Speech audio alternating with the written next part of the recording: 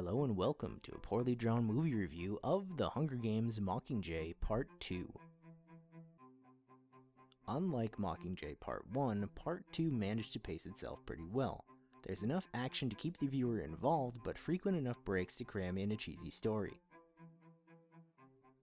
Yes, you heard me, the story is cheesy. I'm pretty sure the script is just a big pot of fondue. Let's be honest. They could put Jennifer Lawrence in a shampoo commercial and people would still rave about how great her performance was. Most of the lines feel forced, the love triangle is stale, and the enemy is just plain boring. President Snow is just an evil Santa Claus impersonator. To make matters worse, he never actually does anything.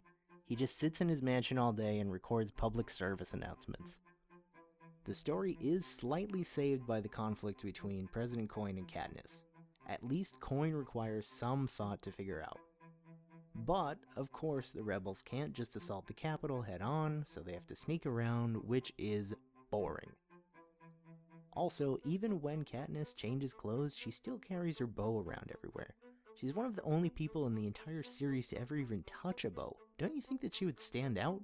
Worst disguise ever. Moving past the plot holes, the story just isn't that great to begin with. The audience is led to believe that everything is culminating in a giant war, but all we get is one big flop. I don't want to spoil anything, but the ending really fails to deliver. The conclusion and resolution of major plot points is fine, and it all makes sense, but it's just a big snooze fest. Releasing this movie in 2 parts was mistake number 1. Lionsgate raked in a boatload of money, but there just wasn't enough content to fill 2 films. As a result, we ended up with a boring, stale finale. Mistake number 2 was keeping the action to a minimum. This series really shines during its action sequences, and the story is just there as a filler. Unfortunately, Mockingjay Part 1 and Part 2 just didn't have the same level of action as the rest of the series. Overall, Mockingjay Part 2 is watchable.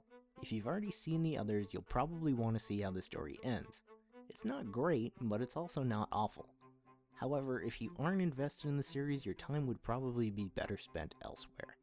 2.5 loaves of burnt bread out of 5. This has been a poorly drawn movie review of The Hunger Games. Hope you enjoyed.